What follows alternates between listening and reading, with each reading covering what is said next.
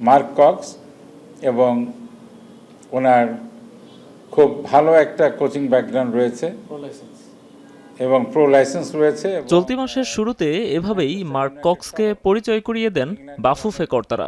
UEFA pro লাইসেন্সধারী coach, বিখ্যাত Manchester ইউনাইটেডে কাজ করার অভিজ্ঞতা, সব মিলিয়ে বেশ হাই প্রোফাইল একজন। তবে এত বড় কোচ কেন মাত্র 1 মাসের চুক্তিতে বাংলাদেশের বয়সভিত্তিক দলের দায়িত্ব নিলেন? প্রশ্নের উত্তর খুঁজতে আমরা পেয়ে যাই তার জীবন বৃত্তান্ত, যেখানে ফিফা, উয়েফা সহ বেশ কয়েকটি সংস্থায় কাজের অভিজ্ঞতার কথা উল্লেখ করেছেন তিনি। তবে কখন, কোথায়, কিভাবে এসব সংস্থায় তিনি কাজ করেছেন সেটির উল্লেখ নেই। নিজের সনদপত্র নিয়ে নিজেই যেন দ্বিধান্বিত কক্স। কোথাও লিখেছেন উয়েফা প্রো লাইসেন্সড কোচ, কোথাও লিখেছেন UEFA pro licence first year. Pro licence শেষ করেননি, অথচ তার নামে আছে সার্টিফিকেট। আবার এ লাইসেন্সের মেয়াদ শেষ হয়ে গেছে গত বছরই। একজন মেধাবী কোচ কখনো একটা দেশে 1 মাসের জন্য কন্ট্রাক্টেড হবে না, এটা হলো আমার ফার্স্ট থিং। হ্যাঁ, সে যদি অনেক তার যে প্রোফাইল, কোচিং যে প্রোফাইল যেটা বলছে, তাতে এই প্রোফাইলের কোচ কখনো 1 মাসের জন্য কোনো দেশের সাথেই সে কন্ট্রাক্টেড হবে না। তো এইখানে আমার কাছে মনে হয় যে কোনো ফাঁকফোকর রয়েছে বা কোনো প্রবলেম হয়তো এখানেই দেখা দিতে পারে, এবং অবশ্যই যাচাই বাছাই করে দেখা উচিত যে ফিফা অ্যাফিলিয়েটেড কিনা বা কোথা থেকে সে নিয়েছে এই লাইসেন্স, এবং প্রো লাইসেন্স কোত্থেকে পেয়েছে, এবং এ লাইসেন্স যেটা আছে সেটাও আসলে সে কোত্থেকে পেয়েছে। এটা আসলে যাচাই বাছাই করে আসলে আমার মনে হয় যে নিয়োগ দেওয়াটা উচিত। গোজামিলে ভরা এমন জীবন বৃত্তান্ত দেখেও মার্ক কক্সকে নিয়োগ দিয়েছে বাফুফে। পেছন থেকে কলকাঠি নেড়েছেন বয়সভিত্তিক দলে টিম ম্যানেজারের দায়িত্ব পালন করা সামিদ কাশেম। বাফুফের ডেভেলপমেন্ট কমিটিতে সাইদ হাসান কানন, শফিকুল ইসলাম মানিক সহ বেশ কয়েকজন সাবেক তারকা ফুটবলার থাকলেও মার্ক কক্সকে নিয়োগ দেওয়ার বিষয়ে তাদের জানাশোনা ছিল যৎসামান্য।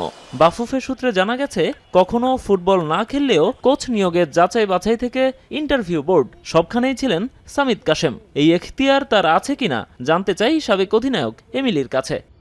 একজন ম্যানেজার তো আসলে কোচের ইন্টারভিউ নিয়ে কোচদেরকে সরাসরি এখানে নিয়োগ দিতে পারবে না, কোনো ওয়ে নেই। সো এটা তো কখনো হতে পারে না। প্রসেসটা হওয়া উচিত এমন, বাংলাদেশ ফুটবল ফেডারেশন হাইয়েস্ট লেভেলে যারা ফুটবল খেলেছে, যারা টেকনিক্যালি যাদের ভালো ধারণা রয়েছে, তাদের মাধ্যমে কোচ নিয়োগ দেওয়াটা সব থেকে ফলপ্রসূ হবে আমি মনে করি। কারণ কোচ হলো মেইন ফ্যাক্ট। হ্যাঁ, তো সেখানে কোচ নিয়োগের ক্ষেত্রে যদি আপনার যদি ফাঁকফোকর থাকে বা কোনো রকম ভুল ত্রুটি থাকে, তখন কিন্তু আপনার টিম রেজাল্ট আসবে না। তবে কক্সের সার্টিফিকেট কিংবা সিভি কোথাও ফাঁকফোকর খুঁজে পাননি সামিদ কাশেম। তাকে নিয়োগ দেওয়ার বিষয়ে নিজের ভূমিকার কথাও অকপটে স্বীকার করেন তিনি। আর ওটার জন্য আমার একটা ডিপ্লোমা আছে যে সেটা উনি করেছে, আর ওটার নিয়ে তো আমাদের কোনোদিনও কোনো ডাউট ছিল না। আমরা ওইটা জেনেই ওনাকে হায়ার করেছি, আর ওই ইনফরমেশনটাও তো আমরা বলেছি সবাইকে। মার্ক কক্স কেবল নিজের সার্টিফিকেটই জাল করেননি, সঙ্গে বাংলাদেশের কয়েকজনকেও ভুয়া সার্টিফিকেট বানিয়ে দিচ্ছেন, যার একজন ইমন। কক্সের স্বাক্ষর করা উয়েফা বি লাইসেন্সের সার্টিফিকেট ব্যবহার করছেন তিনি, অথচ এ ধরনের কোনো সার্টিফিকেট দেওয়ার সুযোগই নেই মার্ক কক্সের। বাফুফে বলছে, আইরিশ এই কোচের বিরুদ্ধে অভিযোগের প্রমাণ পেলে ব্যবস্থা নেবেন তারা। যে কোনো রকম বিএফএফ এর কোনো প্রসেসে কেউ যদি কোনো ফরজারি করে, ডেফিনেটলি তার বিরুদ্ধে তো নিশ্চয়ই ফিফা রুলও আছে, বিএফএফ রুলও থাকবে, কি অ্যাকশন নেওয়া হবে ডেফিনেটলি, ওটা তো একটা অ্যাকশন যাবে ডেফিনেটলি। আমার জানা নেই, আবারও বলতে চাই, বাট যে কোনো রকম ফরজারিতে তো একটা অ্যাকশন নেওয়া হবেই ডেফিনেটলি, কোনো সন্দেহ নেই। মার্ক কক্সকে বাংলাদেশে খণ্ডকালীন কোচিংয়ের সুযোগ করে দিয়ে প্রথমবার তার প্রোফাইলে কোনো দেশের নাম যুক্ত করার সুযোগ করে দেয়া হলো কাদের ইশারায়, সেটি খতিয়ে দেখার আহ্বান জানিয়েছেন সাবেকরা। নোমান আব্দুল্লাহ, এখন, ঢাকা। নায়াসিনামাইড ও স্যালিসাইলিক সমৃদ্ধ লিলি ফেস ওয়াশ, যা ফেসের ডেড স্কিন সেল দূর করে দেয় দ্বিগুণ ফাস্টার ব্রাইটেনিং।